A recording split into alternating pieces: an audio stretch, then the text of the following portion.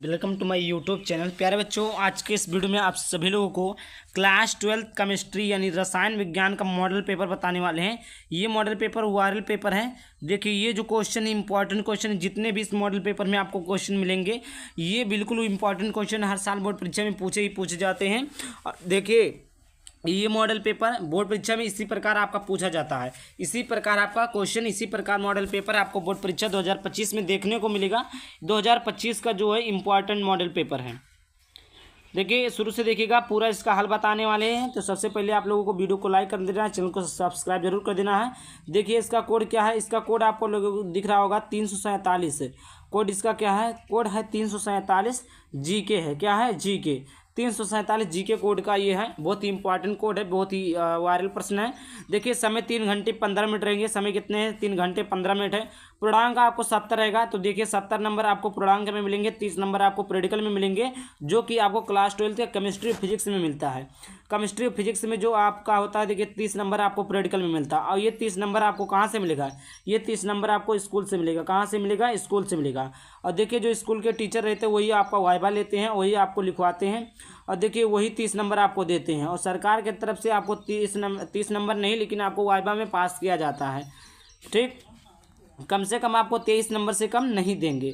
और वैसे सभी स्कूलों पर 30 में 30 ही दिया जाता है, कहीं पर भी 28 से कम अभी तक तो दिया नहीं गया है। लेकिन आपको 30 नंबर स्कूल से मिलेगा और 70 नंबर आपको इस पेपर को सॉल्व करने से मिलेगा। तो इस पेपर के प्रत्येक क्वेश्चन को सॉल्व करवाएंगे, तो चैनल को सब्सक्राइब जरूर कर लेना। देखिए, सबसे पहले यहाँ पर देखिए कुछ निर्देश दिए हुए हैं। निर्देश क्या दिया हुआ पहला देखिएगा। निर्देश पहला दिया है। निर्देश पहला, सभी प्रश्न अनिवार्य है। प्रत्येक प्रश्न के निर्धारित अंक उसके समक्ष दिए गए। कहने का तात्पर्य यह है कि सभी प्रश्न, जितने भी क्वेश्चन इस पेपर में दिए गए हैं या जो पेपर आएगा उसमें दिया रहेगा, तो उसमें जितने भी क्वेश्चन रहेंगे आपको सभी क्वेश्चन को करना है। ऐसा नहीं कि इस क्वेश्चन को छोड़ देना है। और जो प्रश्न रहता है उसके सामने उसका अंक दिया रहेगा। सम्मुख मिस होता है सामने, या समक्ष मिस होता है सामने। कोई क्वेश्चन लिखा है, क्वेश्चन के सामने लिखा रहेगा कि ये कितने नंबर का है। दूसरा देखिए, दूसरा यहाँ पर आपका है कि गणनात्मक प्रश्नों में गणना के समस्त पद दीजिए। तीसरा, आपके प्रश्नों के प्रासंगिक उत्तर लिखिए, मतलब उसका सही सही उत्तर लिखिए। चौथा आपका दिया, जहाँ आवश्यक हो वहीं रासायनिक समीकरण दीजिए। मतलब हर जगह आपको रासायनिक समीकरण देने की आवश्यकता नहीं है। जहाँ पर इम्पॉर्टेंट लगे, जहाँ पर आवश्यक लगे, वहीं पर ही रासायनिक समीकरण को दीजिएगा। जैसे 1 नंबर हो गया, 1 नंबर में अगर परिभाषा पूछा तो आप लोगों को रासायनिक समीकरण नहीं देना है। जैसे 3 नंबर का क्वेश्चन पूछ ले तो इसमें आप लोगों को रासायनिक समीकरण देना है। 2 नंबर का पूछ ले तो उसमें आपको एक परिभाषा, एक रासायनिक समीकरण पर नंबर मिल जाएगा। 1 नंबर के क्वेश्चन पर देखिए, आप परिभाषा पूछा तो आप परिभाषा लिख देंगे, ना कि आप उसका रासायनिक समीकरण लिखें। यहाँ तक तो आपको समझ में आ गया। कोई भी डाउट होता है तो आप लोग कमेंट में पूछ लीजिएगा। यहाँ पर मोबाइल में दिया, आप लोग वहाँ पर SMS कर सकते हैं। पहला क्वेश्चन दिया है, पहला क्या दिया है? इस प्रश्न के प्रत्येक खंड में 4 विकल्प दिए गए हैं। सही विकल्प चुनकर उसे अपनी उत्तर पुस्तिका में लिखिए। मतलब देखिए, ये जो पहला खंड आपका ये MCQ में आया है। किसमें? MCQ मतलब होता है बहुविकल्पीय प्रश्न। मतलब एक क्वेश्चन दिया रहेगा, क्वेश्चन में 4 ऑप्शन रहेंगे। 4 ऑप्शन में से कोई एक ऑप्शन सही रहेगा, उसी ऑप्शन को आपको क्या करना है? कॉपी में लिखना। देखिए, यहाँ पर साफ साफ लिखा है कि इस प्रश्न के प्रत्येक खंड में 4 विकल्प दिए गए हैं। कितने विकल्प दिए हैं? जैसे 1 2 3 4, कितने विकल्प दिए गए हैं? 4 विकल्प दिए हैं। इन चारों में से सही विकल्प चुनकर कौन सा प्रश्न का उत्तर सही है, वही चीज़ें आपको कॉपी में लिख देनी है। पहला क्वेश्चन हम पढ़ते हैं। पहला क्वेश्चन लिखा पर बच्चों, निम्न में से किस 0.1 m जलीय विलयन का हिमांक न्यूनतम होता है? क्या लिखा? निम्न में से, मतलब ये जो निम्न में से होता है, जो ये चीज़ें दी हुई है, इन चारों में ऐसा कौन सा है जो 0.1 m जलीय विलयन का हिमांक न्यूनतम होगा? तो यहाँ पर देखिए, पहला दिया सोडियम क्लोराइड, दूसरा दिया है यूरिया, तीसरा दिया है पोटेशियम सल्फेट, चौथा दिया है ग्लूकोज। तो देखिए, इसका जो सही ऑप्शन हो जाएगा वो हो जाएगा पोटेशियम सल्फेट। क्या हो जाए? Potassium sulphate, KSO4। क्या हो जाएगा? KSO4। क्या हो जाएगा? KSO4, potassium sulphate. इसका सही ऑप्शन हो जाएगा। ये आपका 1 नंबर का है। अब देखिए, जो समक्ष नंबर दिया है, देखिए इसकी क्वेश्चन के सामने नंबर दिया कि नहीं दिया, कि कितने अंक का है। दूसरा आपका खा, वेग स्थिरांक ताप बढ़ाने पर, अगर वेग स्थिरांक का ताप बढ़ा दे तो क्या होता है? तो देखिएगा, वेग स्थिरांक का ताप बढ़ाने पर बढ़ेगा या घटेगा या अपवर्तित रहेगा, या इनमें से कोई नहीं। ठीक, इनमें से कोई नहीं होगा। तो देखिए, इसका जो सही ऑप्शन हो जाएगा, ऑप्शन नंबर A आपका सही है। पहला ऑप्शन सही है। कौन सा ऑप्शन सही है? पहला सही है। बढ़ेगा, कौन सा होगा? बढ़ेगा। कौन सा होगा? पहला ऑप्शन सही है आपका। बढ़ेगा। आगे देखिए तीसरा गा क्या पूछा है कि निम्न में से कौन सा मोनोसेक्राइड है, कौन सा मोनोसेक्राइड है, निम्न में से इन चारों में से बताना आपको कौन सा मोनोसेक्राइड है। पहला यहाँ पर देखिएगा, पहला दिया है लेक्टोज, दूसरा स्टार्च, तीसरा माल्टोज, तीसरा फर्कटोज। तो देखिए इसका जो सही ऑप्शन हो जाएगा वो हो जाएगा option number A, option number 4 चौथा वाला, ये ऑप्शन नंबर सही हो जाएगा। फ्रक्टोज कौन सा ऑप्शन सही है, ऑप्शन नंबर चौथा फ्रक्टोज, ये वाला ऑप्शन सही है आपका, ये वाला। समझ में आ गया। अगला क्वेश्चन देखते हैं चौथा घा दिया है जब एसिटिक अम्ल को PTO4 एसिटिक अम्ल क्या होता है CH3COOH, जब एसिटिक अम्ल को P2O5 के साथ गर्म किया जाता है तो निम्न में से कौन सा यौगिक प्राप्त होता है। तो पहला है CH3CO2 का होल ट्वाइस O, या दूसरा है CH4, तीसरा आपका CH3CO, या चौथा आपका CH3CHO। कौन सा प्राप्त होगा, तो देखिए इसका जो सही ऑप्शन हो जाएगा ऑप्शन नंबर ए, CH3CO2 का होल ट्वाइस O। अगला क्वेश्चन आपका है चौथा नंबर का, पांचवा क्वेश्चन है कि एमाइड का एमीन में परिवर्तन निम्नलिखित में से किस अभिक्रिया द्वारा किया जाता है।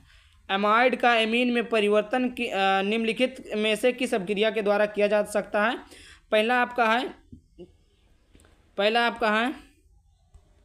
यहाँ पर है कार्बिल एमीन अभिक्रिया, दूसरा है हाफमैन ब्रोमाइड अभिक्रिया, तीसरा है बुर्ज अभिक्रिया, चौथा आपका है केनिजारो अभिक्रिया। तो देखिए इसका जो सही ऑप्शन हो जाएगा वो हो जाएगा ऑप्शन नंबर दूसरा हाफमैन ब्रोमाइड अभिक्रिया।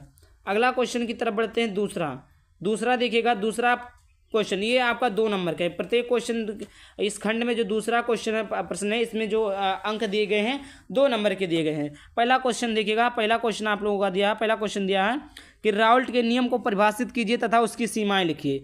देखिए राउल्ट का नियम क्या होता है, राउल्ट के नियम की सीमाएं क्या है, इसको मैंने बहुत ही अच्छे तरीके से समझा दिया है। आप लोग जाकर चैनल पर देख सकते हैं, वीडियो का लिंक मैं डिस्क्रिप्शन में दे दूंगा, आप वहां से देख सकते हैं कि राउल्ट का नियम क्या होता है। दूसरा आपका कोलोराउस के नियम को समझाइए, इस नियम के 2 अनुप्रयोग लिखिए। देखिए कोलोराउस के नियम भी क्या होता है इसको भी हमने बता दिया, वीडियो के डिस्क्रिप्शन में आपको लिंक मिल जाएगा, आप लोग वहाँ से पढ़ लीजिएगा कि कोलोराउस का नियम क्या होता है। तो देखिए कोलोराउस के नियम को हमने भी समझा है कि अनंत तन्यता पर विद्युत अपघट की मोलर चालकता जो होती है विलयन में उपस्थित धनायनों तथा ऋणायनों की मोलर चालकताओं के योग के बराबर होता है, इसको भी हमने बता दिया है। राउल्ट का नियम भी हमने बताया कि इस नियम के अनुसार किसी विलायक में अवाष्पशील विद्युत अनवघट पदार्थ घोलने पर विलयन के वाष्पदाब का जो आपेक्षिक अवनमन होगा उसके मोल प्रभाज के बराबर होगा। क्या आपने समझा कि किसी विलायक में कोई अवाष्पशील विद्युत अपघट पदार्थ घोलने पर या मिलाने पर विलयन का वाष्पदाब का अपेक्षिक अवनमन उसके मोल प्रभाज के बराबर होता है। P0 माइनस PS अपान P0 बराबर स्मॉल n अपान small n plus capital n, यही चीज़ें हमने बताई थी, आप लोगों ने देखा होगा। ये आपका क्या है, ये आपका क्या था, राउल्ट का नियम था। राउल्ट का नियम क्या होता है, P0 माइनस PS अपान P0 बराबर स्मॉल n अपान small n plus capital n, इसका अपेक्षिक अवनमन इसके मूल प्रभाज के बराबर होता है। और तीसरा हो गया। अब देखिए अगला क्वेश्चन तीसरे का कहा है एक घनीय संरचना वाला यौगिक तत्व A तथा B से बना है, इसमें A परमाणु घन के कोने पर तथा B परमाणु फलक केंद्र पर है, यौगिकों का सूत्र ज्ञात कीजिए। ये देखिए ये भी आपका कितने नंबर का, 2 नंबर का है। अब इसी का खा है निम्नलिखित उपसह संयोजन यौगिकों की IPSC नेम लिखिए। IPSC नेम भी हमने आप लोगों को समझा दिया है, ये 2 IPSC नेम में 1-1 नंबर का है। अगला क्वेश्चन कहा गा न्यूक्लिक अम्ल से आप क्या समझते हो, उदाहरण दीजिए। घा आपका है पी ब्लॉक तत्व क्या है, उन्हें पी ब्लॉक तत्व क्यों कहा जाता है, पी ब्लॉक तत्व क्या है और पी ब्लॉक तत्व क्यों कहा जाता है, ये तो आप लोग जानते होंगे कि पी ब्लॉक तत्व क्या है, जिसके इलेक्ट्रॉनिक विन्यास करने पर उसके बातम कोष में जो एस उपकोष है या पी उपकोष है या डी उपकोष है तो उसे एस पी या डी ब्लॉक कहते हैं। और कहते क्यों हैं इसको भी हमने बताया। चौथा का निम्नलिखित सेल का 298 के पर नंसर्ट समीकरण लिखिए एवं EMF की गणना कीजिए। चौथे का खा निम्न पर संक्षिप्त टिप्पणी करना, ब्राउनीय गति या स्कंदन। ग आपका प्रश्न है प्रयोगशाला में एथिल एमीन बनाने की विधि का वर्णन कीजिए, संबंधित अभिक्रियाओं के समीकरण भी दीजिए एथिलमीन एथिलमीन एसिटिक अम्ल कैसे प्राप्त किया जाता है? ये आपका 3 नंबर का है, ये भी आपका 3 नंबर का है। घ प्रश्न, अगला प्रश्न आपका है कि ग्लूकोज का संरचना सूत्र लिखिए। ग्लूकोज C6H22O11, इसका आपको क्या करना है? संरचना सूत्र लिखना है। टालेन अभिकर्मक के साथ ग्लूकोज कैसे क्रिया करता है, रासायनिक समीकरण भी देना है इसका। ये भी आपका कितने नंबर का है? 3 नंबर का है। 5वें नंबर का प्रश्न है, 5वें का है कि क्वथनांक का उन्नयन क्या होता है? क्वथनांक का उन्नयन क्या होता है समझाइए। ग्लूकोज के 12 ग्राम को 100 ग्राम जल में घोला जाता है। इस विलयन का क्वथनांक 100.34 डिग्री सेल्सियस से जल के Kr की गणना के मोल में कीजिए। घ प्रश्न आपका है, साम स्थिरांक एवं वेग स्थिरांक में अंतर समझाइए। प्रथम कोटि की एक अपक्रिया में 50 सेकंड में पदार्थ की सांद्रता प्रारंभिक सांद्रता की आधी रह जाती है। इसके वेग स्थिरांक की हमें क्या करना है? गणना करना है। अगला प्रश्न ग नंबर का प्रश्न है प्यारे बच्चों कि संक्रमण धातुओं के अभिलक्षण क्या हैं? ये संक्रमण धातु क्यों कहलाते हैं? संक्रमण धातु तो आपने पीरियोडिक टेबल में पढ़ा होगा कि संक्रमण धातु क्या होते हैं, संक्रमण धातु के अभिलक्षण क्या हैं, इसे कहते क्यों हैं? ये आपका 4 नंबर का क्वेश्चन है। अगला क्वेश्चन आप लोगों का अगला क्वेश्चन है घ निम्नलिखित को उदाहरण सहित समझाइए। उपसात संयोजन संख्या, उपसात संयोजन यौगिकों के चुंबकीय गुण, इन दोनों को हमने पढ़ाया, आप लोग देख लीजिएगा। इन दोनों को क्या करना है? उदाहरण सहित समझाना, स्पष्ट रूप से समझाना है। 6वां नंबर का प्रश्न, 6वें का है प्रयोगशाला में सल्फर डाइऑक्साइड के विरचन की विधि लिखिए। इसके प्रमुख गुण एवं उपयोग लिखिए। ये भी आपका 5 नंबर का है। अथवा आपका है कि निम्न को कारण सहित समझाइए। 5 नंबर का है अथवा करके आप इसको लिख सकते हैं। ये भी आपका कितने नंबर का? 5 नंबर का। कारण सहित समझाना है। पहला आपका H2O सामान्य ताप पर द्रव हो तथा H2S पर गैस क्यों है? दूसरा है फ्लोरीन कोई धनात्मक ऑक्सीकरण अवस्था प्रदर्शित नहीं करता। तीसरा आपका है फास्फोरस की तुलना में नाइट्रोजन अपेक्षाकृत निष्क्रिय है। चौथा आपका है समूह 15 के तत्वों के सभी हाइड्रोडो में BiS3 सबसे प्रबल अपचायक है। 5वां आपका है उत्कृष्ट गैसों का क्वथनांक कम होता है। ख नंबर का प्रश्न है कि ईथर का एल्किल हैलाइड से विचरण की विधि रासायनिक समीकरण सहित लिखिए।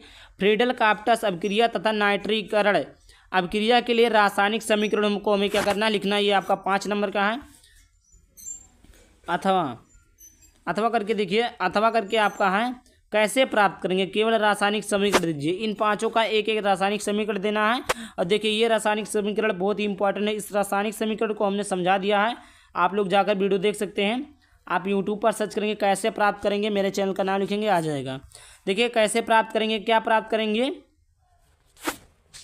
कैसे प्राप्त करेंगे। पहला दिया एथिल अल्कोहल से ईथर। एथिल अल्कोहल क्या है?